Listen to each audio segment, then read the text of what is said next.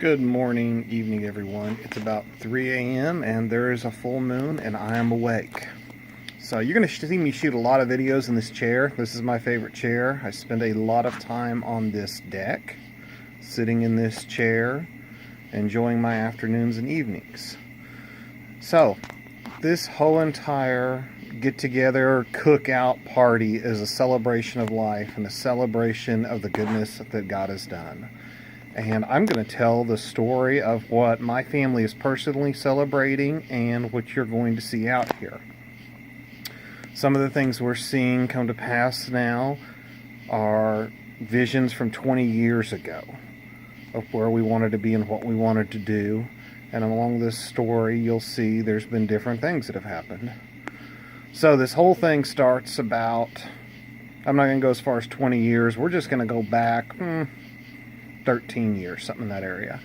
And me and my wife were sitting with a financial planner, and they're informing us of how much money we need to live at our minimal needs. And I'm just like, this is crazy. And so I asked the question, hey, what if we didn't have food bills? What if we didn't have electric bills? What if we didn't have mortgage? What if we didn't have car payments? All these other things. And we started working through that in our head. Speed up a little later, and still living in the same place, same life, doing things the same. One of the few times I can honestly say I've heard God verbally speak, he said, count how many people could stay in your house. How many people could sleep in it? Which I thought was kind of weird, and I took it to a friend of mine and said it, and they're like, what's that mean? I'm like, I don't know what that means. But it started us down a path working in disasters and other stuff, because I thought, well, if he's asking that, most of the time when things like that happen, it's a disaster. So ended up traveling the world, going to other countries, foreign countries Americans aren't supposed to go to help people. I was in Israel when rockets started falling again. I was in a safe place, but it was still kind of freaky for family back at home. Traveled to different places in America and worked on disasters and a bunch of other things.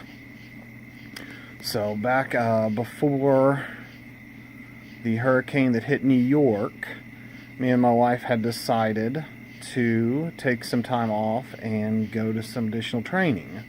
That didn't end up happening because we ended up in New York, but before that, we had given up partnerships, and she was offered a partnership in a company, I was offered a partnership in a company, both of which, according to a lot of our business mentors, they thought we were crazy for not taking them.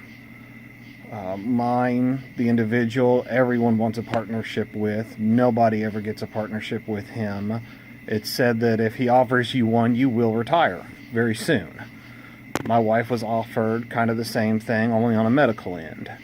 But that was not what God wanted, so we ended up in New York. Ended up living in a 238 square foot travel trailer for a little over a year, as we found out what God wanted and what he desired for us. So we're going to touch on some of this story, but I'm going to break this down into sections because it's a rather lengthy story. So when we get back from New York, end up pregnant with who is Ezra today, John Ezra, Elijah Jehu, our son, little redheaded dude, and you'll see him later. And my wife and I are trying to figure out where we're going to live. We still own a house in the city. Somebody else was living in it and renting it. God had told us they were going to buy it. They now own that.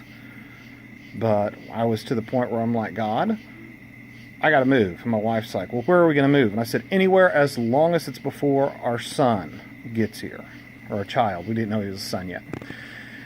And so we started out on looking at land. Couldn't find land anywhere.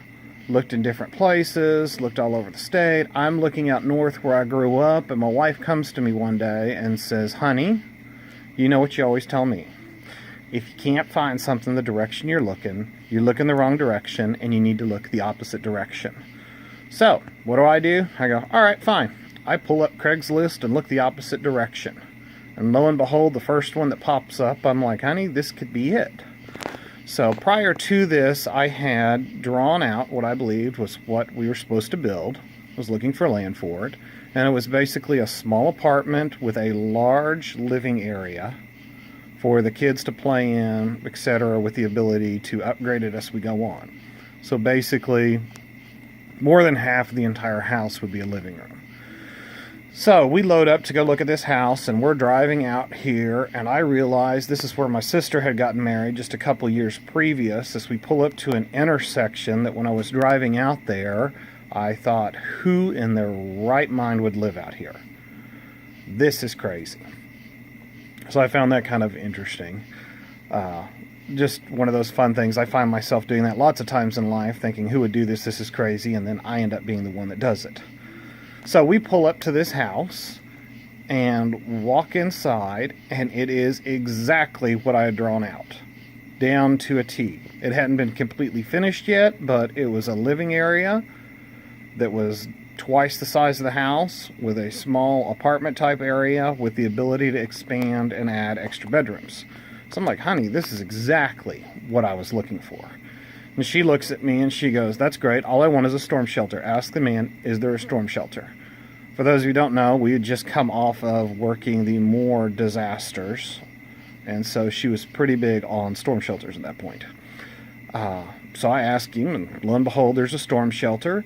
It's on 10 acres, and it is in the middle of nowhere.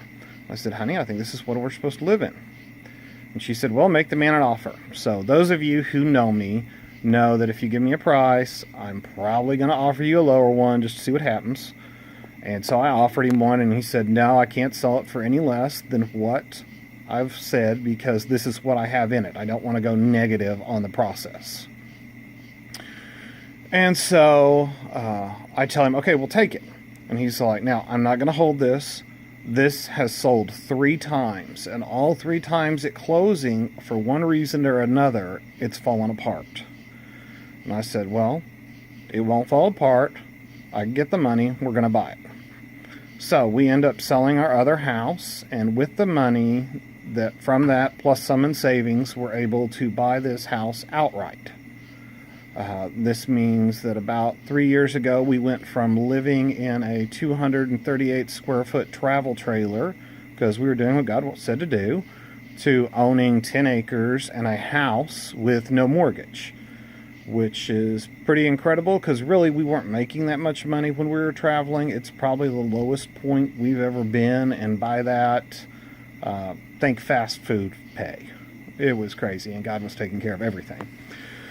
So, I'm going to stop with the story at that point, and we'll continue, but there was more land involved and more stuff as we go on, and I just want to point out that a lot of people forget the fact that your story, your testimony, is a mighty weapon. We get all caught up in praying about everything and fasting and doing all these things as Christians, when in reality, your story reminds you of who you are and what you are, where you came from, what God has brought you through to take you to the next place. Even for those of you who aren't Christians, you can look back on your life and say, hey, I've made it through this, I've made it through this, I've made it through this. I can make it through this too. But it's all a state in your mind. Whereas if you're always thinking, oh, terrible things happen, I can never get past this, you never will. It's up to you and the way you think and the way you look at things. So I'm going to continue this story another day, but that was the first step, was buying the land. The fact that it was exactly what I drew out. It was what my wife wanted. It was acreages, and it was a really good deal. Since we've bought this place has, as far as property is concerned, property prices have more than doubled in the last 2 years.